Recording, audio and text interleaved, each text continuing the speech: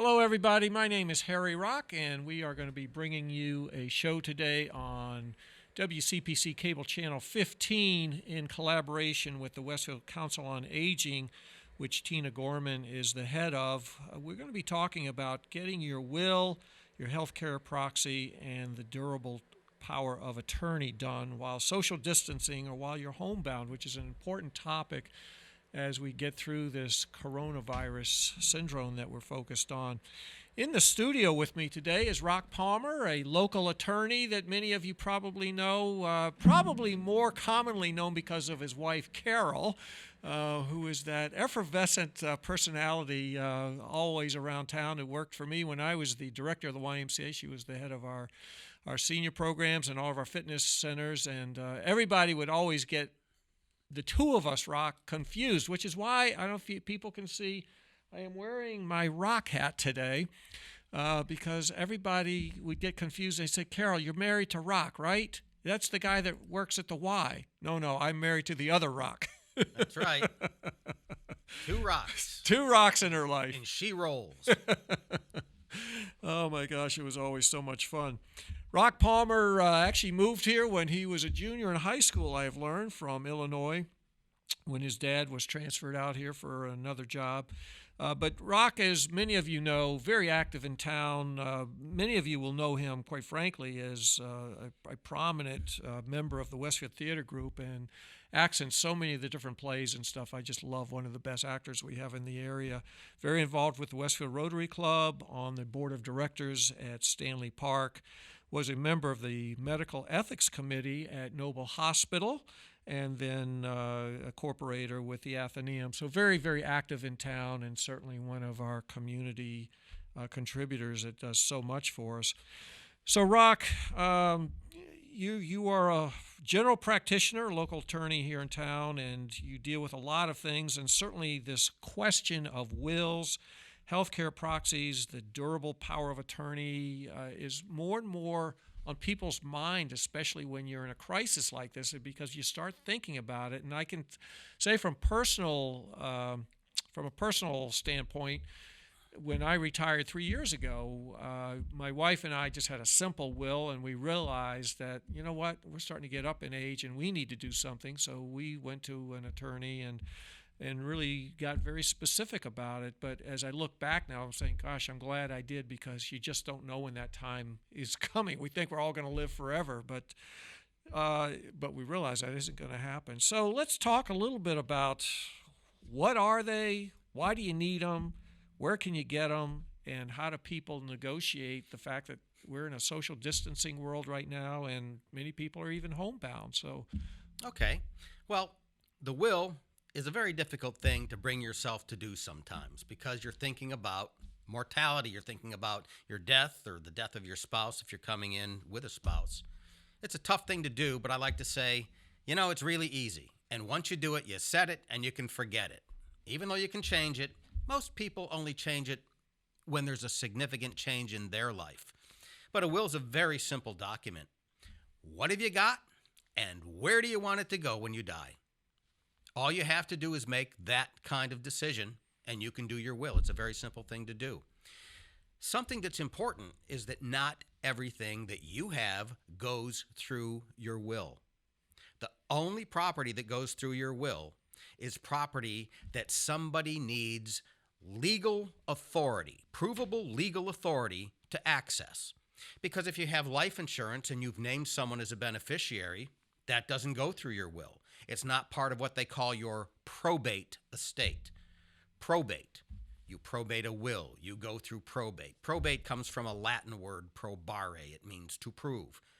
When you prove your will and you probate the estate, you're proving what should be done with the stuff that you didn't provide for going somewhere else while you were alive. If you own your house jointly with someone, or a bank account jointly, that doesn't go through probate. That doesn't go through your will. It goes because there's nothing to prove. You've already set it up with me and my spouse jointly. So when you die, it goes to your spouse jointly.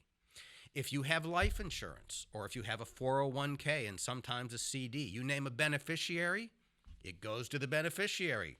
There's nothing to prove. If you've put assets in a trust, well, the trust says what to do with it, not probate. But with respect to all other stuff, you may or may not have to probate your estate. If you do have to probate your estate, our probate laws changed in 2008, took effect in 2009. They're simple now. It's no longer things get tied up in probate unless you've got a will contest. Generally, that really only happens when you disinherit somebody. But normally, a person can be appointed what they call personal representative. When the law changed, we got rid of administrators and executors. We don't use those titles anymore. You can be appointed personal representative in 2 weeks now. It's really a simple process if you have a simple estate and it was set up properly. Another point is that when the first of a couple passes away and you've set things up properly, you almost never need probate because almost everything is properly set up to be in joint names or it has a beneficiary component. So, what have you got? Where do you want it to go? Another thing that the new law allowed is that today, with respect to the stuff in your house, your coin collection, your Hummels, anything but cash, you can put in your will, I may leave a written memorandum about my personal property. And then that written memorandum, you can change it every day if you want to, as long as you sign it and date it and say, you know, I want my fishing pole to go to my grandson who loves fishing. I want my diamond ring and my watch to go to someone. You can leave that memorandum and it is now binding.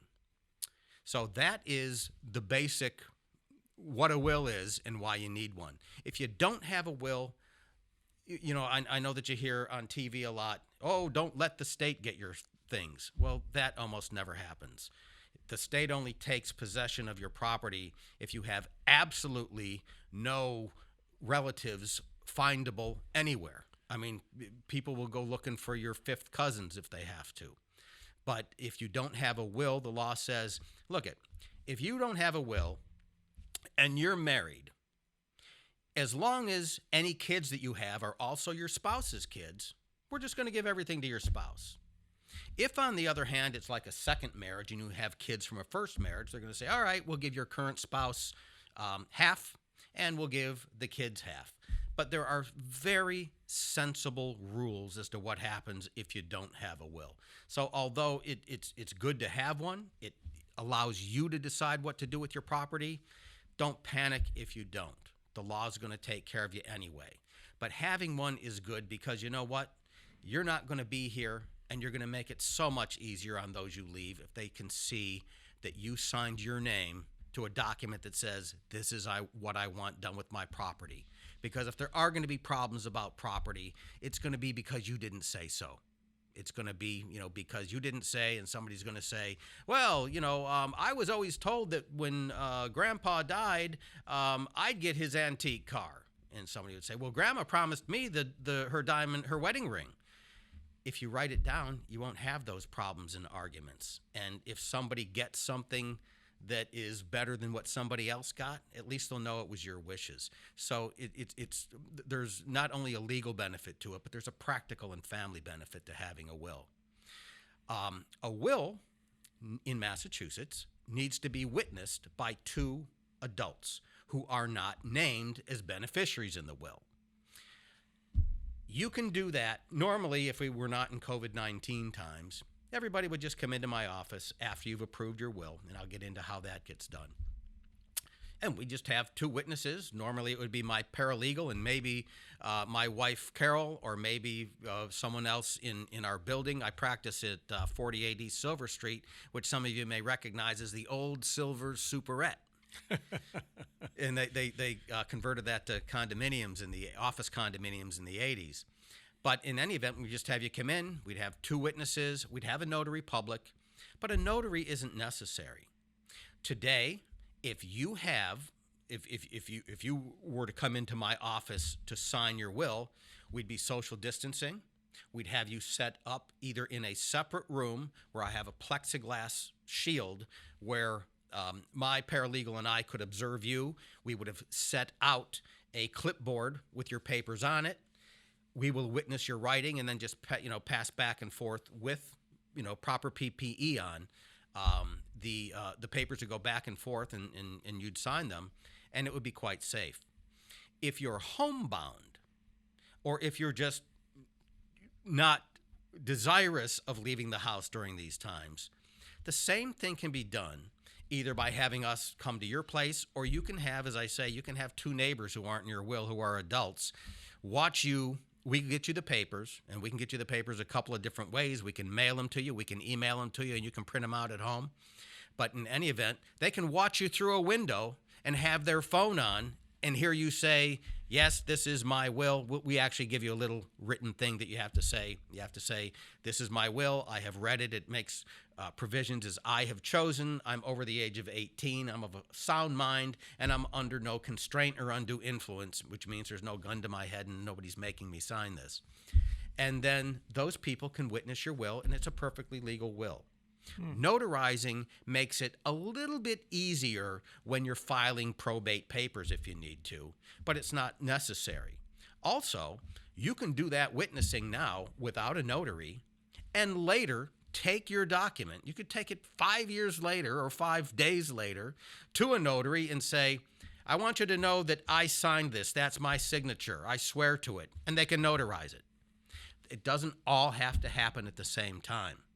As far as the process of getting your will done, we'll start with a phone call and then maybe follow up with an email after I've discussed with you. I said, what do you want? What do you have? And who do you want to go to?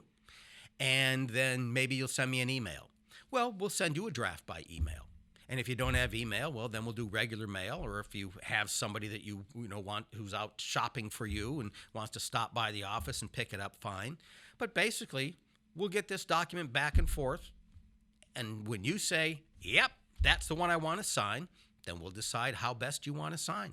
Do you want us to just email it to you, you print it out, and you write in the names of your own witnesses and have your own witnesses witness it? Do you want us to come out and provide the witnesses and the notary? It's all really very practical, and it can all be very safe. So that's the will situation. That's fascinating. A couple of questions that came up. If you live in two states, so people, especially as you get older, people maintain their residence here in Westfield, but many of them are going down and spending their winters in Florida. If the will is done here and they pass away in Florida, does one state rules oversee the other, supersede the other? Yes. The way that works is like this. Your will gets probated in a court in the state you have declared to be your principal residence. If you just winter in Florida, but you're a Massachusetts resident and your driver's license is Massachusetts and you've registered to vote in Massachusetts, then Massachusetts, the county in which you live in ours are in the Westfield Southwick area, we are in Hampden County and we have one probate court, and that's in Springfield. That is where your estate would get probated. And if you live in Florida and that's your principal residence, and you only come up here, for the summer, well, then probate would happen in Florida. If you own real estate in a state that you don't live in, like a lot of people live in Massachusetts but have a home in Florida or have a cabin in Maine, then what happens is you do the probate in your home state, and then there's a proceeding. It's called ancillary probate. It's going to a probate court where your real estate is in another state with the papers from your home state saying, hey, we already probated this. We don't have to probate it again. And you, again, remember probate, prove. Here's proof of what they want done with the Maine real estate. Here's proof of what we want done with the Florida real estate. Then a probate court in Maine or Florida looks at your paperwork from Massachusetts and said, yeah, that's good. Boom. Now you can sell the probate property real estate that's in that state. So it's actually a very good question. Yeah, that's interesting. And if you are, so people are living a lot longer in life now. So there's many cases where people are outliving their children, their spouses. They may be the last living person within their family situation. Right. if they don't have a will, well, the reason they would want to have a will so that they can at least determine where everything that they own is going to go. But if they don't have a will, what happens to everything? Think of a weeping willow tree. Let's say that I die and I have no spouse and no children alive, and my parents aren't alive, and I have no brothers and sisters who are alive. The law keeps going up the weeping willow and down the branches. Well, then they'll go to my parents' brothers and sisters, my grandparents' kids, and then their kids, and then their kids. And if there's none, they'll go up to my great-grandparents and out. So you can see that there are rare cases where it's very hard to find somebody who is what they call an heir, H-E-I-R, heir to your estate. But it's also very uncommon for them, unless, if you die on the street without identification and nobody's around, they can't identify you, that's an entirely different story. But in that case, you probably don't have property anyway for anybody to take, unless, except what's on your person. But in general, there are even companies who look for this kind of thing, and they get finder's fees. Some of you may have gotten a letter saying, you got a long-lost aunt somewhere who we believe you're an heir to the estate. If you sign a document saying we get 30%, we will let you know the information and help you hunt the money down. But it's very rare that they can't find at least somebody some number of generations away to give your property to. And is there a difference whether there's two people, a married couple, or a single person? And if it's a married couple, do both need to come to establish the will and sign the paperwork with you? Or can one sign and the other stay home if they're unable to come? They are completely separate documents, completely separate things. Sometimes a spouse has already got a will and the other one never did one. We see this a lot, because we're kind of in the Brady Bunch world, where you've got a lot of people who are, I've got my kids, you got your kids, and we're getting married. And I might have done a will, and you may never have done one. Or you may have done one, and now you say, well, gee, now I have a new wife, and I don't know whether I want to treat my stepchildren the same way I want to treat my natural children. So sometimes people will just consult me alone, say, this is just about me.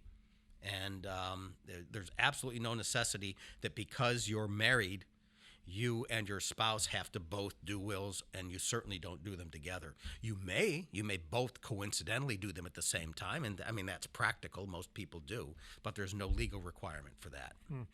And then the last question I have before we move on to the next segment is, people really need to come to an attorney to establish a will. They can't just write out a letter and say, these are my intentions, that they write out on I dealt with this with my mother, who finally passed away just a year and a half ago. She was 92, and she always struggled with, well, why do I need an attorney? I don't trust those lawyers, And she always just wanted to write it out on a piece of paper and have me sign it and say, that's going to work. And I'm saying, no, Mom, we really need to see an attorney. What is your take on that? Well, my take is, don't do it, but believe it or not, if it's in your own handwriting, not typed out, but if it's in your own handwriting and signed, there's an old law that they still honor today that was meant for sailors on a boat who knew the boat was sinking. Oh, my goodness. And it's called a nuncupative will. Forget the Latin on that. It's basically, I'm going to say, don't do it. It's very hard to prove in court. You'd need a handwriting expert to come in and prove that it was their handwriting and their signature, because obviously it's not witnessed. If, on the other hand, you want to write one at home and get two witnesses, it's a perfectly good will. There's no need for an attorney. You can go to LegalZoom, you can Google will forms, and you'll probably come up, if you Google will form for Massachusetts, you'll probably come up with a perfectly good fill-in-the-blank basic will. The attorney will help you make sure that everything's perfectly legal and probably ask you a bunch of questions that you may or may not thought of. And I'm just going to give you an example. Let's take the Brady Bunch situation, and or a non-Brady Bunch situation. Let's say that it's Harry Rock and his spouse, and he says, I want this done with my house or that done with my house. I may come up with ideas for him that he has not thought of that change his mind. Let's go back to the Brady Bunch situation. Let's say that I've got 3 kids from my first marriage, and I marry someone with 3 kids from their first marriage, and the decision is, gee, should I let my new spouse have the house? Some people say, well, gee, yeah, my new spouse gets my house if I pass away. And I say, really? Oh, and then they say, but when that spouse dies, I want the house to go to my kids. And I say, well, when do you want it to go to your kids? You're saying that if you die, your spouse just gets to live in the house until they die? And sometimes they say, well, yeah. And I say, oh, really? Even with their new boyfriend or girlfriend? And then all of a sudden the light goes on. Well, I didn't mean that. I said, well, if you don't do something about it, that's what you're going to allow to happen. Yeah. Your kids aren't going to get your house, and your spouse is going to be in there with somebody else. Is that going to be cool for you and cool for them? So as I say, talking to a lawyer, you're going to get asked some questions that make you think about decisions that you would otherwise perhaps make that might not be best for you. But getting back to your question, sure, you can write your own will, and you can have it witnessed by other people. And if you thought of everything, that's great. And if you didn't, well, you won't be here anyway, so. Let them fight it out. Let's move on here. Durable powers of attorney. What is that, and how powerful is that? I just want to say one last thing. I said there's no executors or administrators. The personal representative is nominated in your will. And if you don't nominate one or you die without a will, the personal representative is the person who carries out your wishes. If it's a will, they get appointed by the court because your will said, I nominate them. If you don't have a will, then somebody somebody generally very close to you will petition the court and says, name me. So let's get back to your... Yeah, let's talk about durable powers of attorney. What is that? Okay. A durable power of attorney is a document where you appoint somebody to do stuff for you while you're alive. You are the principal, they are the agent. The principal appoints the agent to have authority to deal with certain things. You can give them power to deal with your money and property. You can give them medical power of attorney with authority to help you make medical decisions and stuff like that. But the durable power of attorney, and they call it durable because it's good even if you lose the ability to be competent. So if you write it while you're competent and then you become incompetent, either to advanced illness, age, dementia, medical situations, etc., it's still good because it's durable.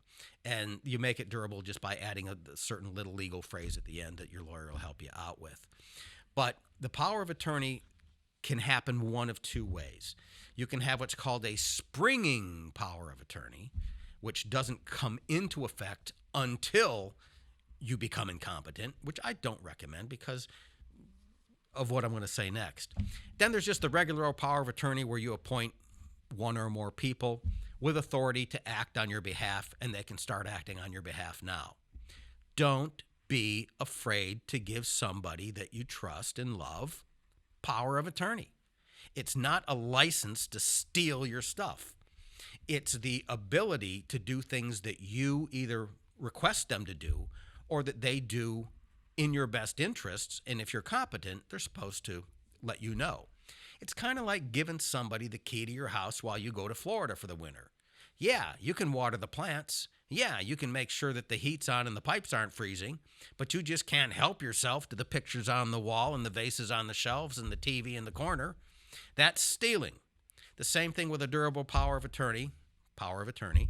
People have access to your stuff, but you're only going to name people you trust, and if they take advantage of it, it's like they broke into your house. They're stealing. So don't be afraid of it. If, God forbid, if they happen to pass away before you do, what happens? You have to start the process all over again? Do you have to... If you haven't named more than one, I like to advise people, pick a couple people. Pick your spouse and a couple of your kids or somebody you trust really, really well, so that if one of them is I always advise, make sure you give them each individual authority. So they don't have to consult with each other on anything. They don't both have to show up to the bank in order to take, $100 out for you, so that you can use it for your own needs and things like that. And if you have, if everybody you named has passed away, well, then you have to do another one. The durable power of attorney, by the way, only requires 2 adult witnesses. It does not have to be notarized, but if you don't notarize it, then they can't use it to convey real estate. They can use it for everything else. The power of attorney is also a document that you can stick other stuff in. You can nominate the guardian in case you ever need a guardian or a conservator. In Massachusetts, we used to have, before the law just changed 10 years ago, guardians had what they called plenary power, and that is a guardian could do anything. Guardian could admit you to a nursing home. Guardian could deal with your bank accounts. Now they've separated those. Guardian is in charge of your body. Conservator is in charge of your property and money. So you generally will name the same person so as to avoid the situation where the guardian in charge of your body wants to put you in the nursing home and the conservator says, well, I'm not paying for it. Okay. So it's a document that should be notarized, but it doesn't have to be. And I say that because if you don't want to leave your home because of COVID-19 and the bank requires that you do something in person, well, via power of attorney, it's going to be the same legal thing. You can just appoint somebody with the 2 witnesses to go down to the bank and do your banking for you, or other financial transactions. They also use, as I say, you can use it to nominate in case you ever need a guardian or a conservator. Durable power of attorney, also properly drawn, will in almost every case avoid the need to have a guardian or a conservator appointed if you become incompetent. And when you name that person, it carries over no matter what state you have moved to or that you're currently living in. The answer is that properly drafted, attorneys in Massachusetts are alert to the fact that a lot of our clients go to Florida and Arizona and the Carolinas, and we've kind of drafted them so that not only are they minimally good in Mass, but what we've heard about what Florida needs. Now, we're not Florida lawyers, so we're not giving legal advice for Florida, but we've kind of come to learn over time. I've been doing this almost 40 years. If I put this stuff in my Massachusetts healthcare proxy, in my Massachusetts will, in my Massachusetts durable power of attorney, it's going to be respected in almost every other state that I've been exposed to. Yeah, fascinating. Let's move on to healthcare proxy. What is that, and why do they need that? Okay. Healthcare proxy is a very important document to have, in my opinion. The healthcare proxy is a document whereby a person, a principal, appoints a healthcare agent. Everybody calls it, I appoint my proxy. That's colloquialism. The legal term is healthcare agent.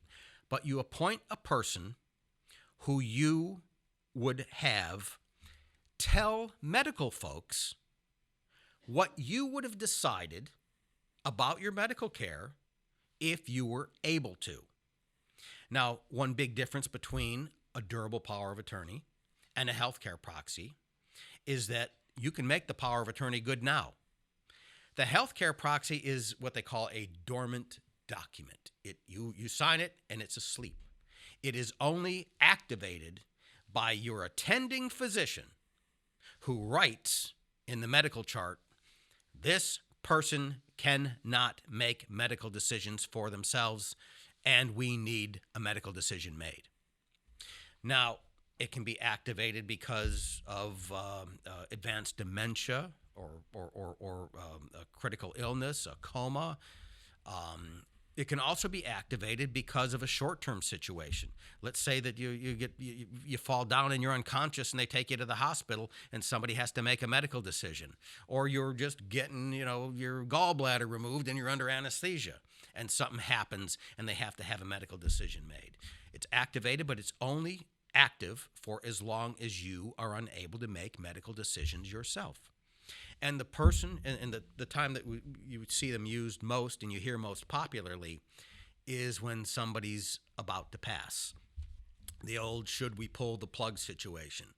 And that can be a very, very stressful situation. The person who is appointed should not think of it as though they were making decisions to pull the plug.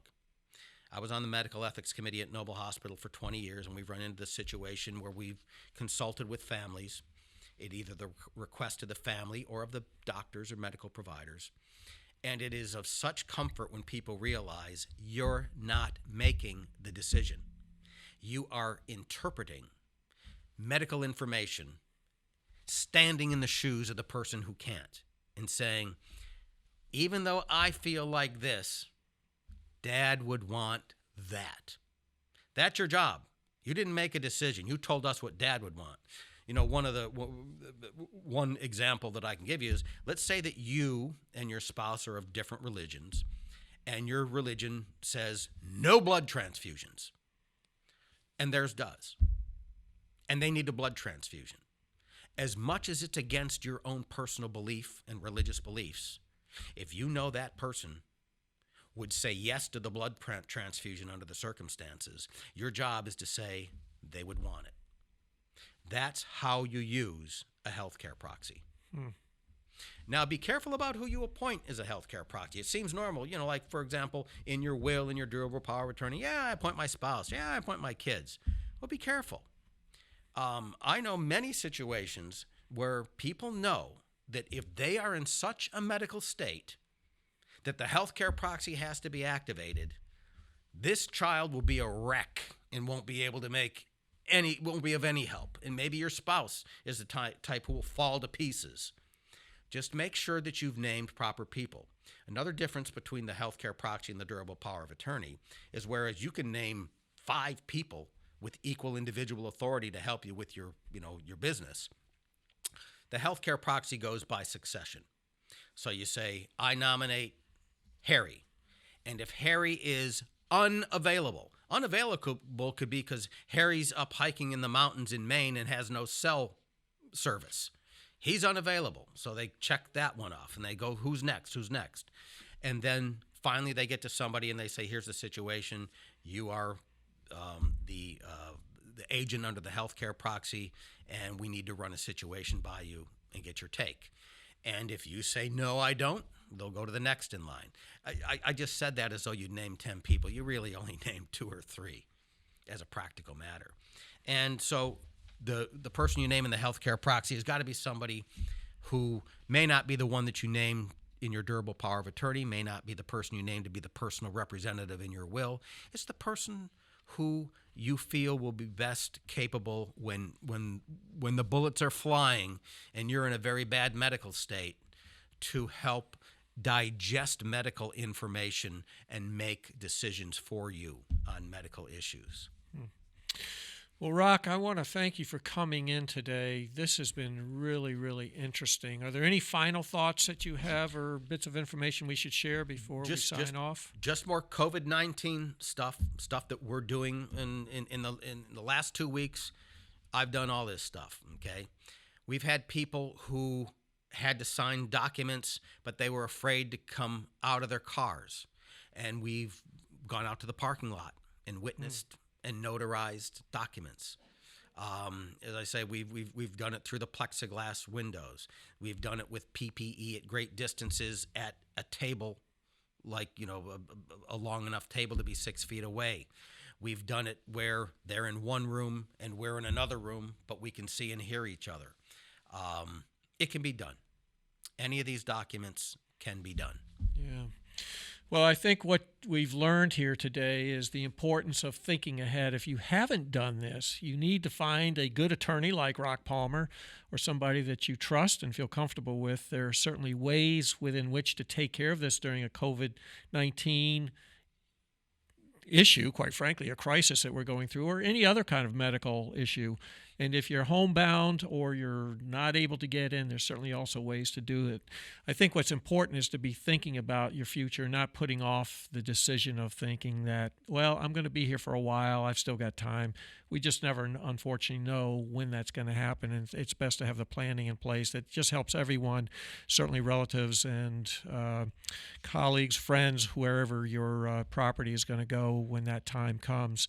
And I think that with everything that we have talked about, it's important to really educate yourself.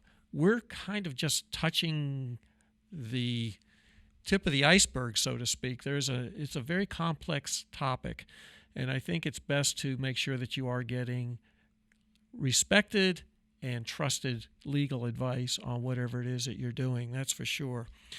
I want to thank Rock Palmer for coming in today. This has been a special collaborative effort between WCPC Cable Channel 15 and the Westfield Council on Aging. We're going to have a series of these going forward, and we hope that people will be tuning in an effort to really help educate yourself on current issues that you need to be concerned with. I'm Harry Rock. Thanks so much for tuning in, and we'll see you on the next show.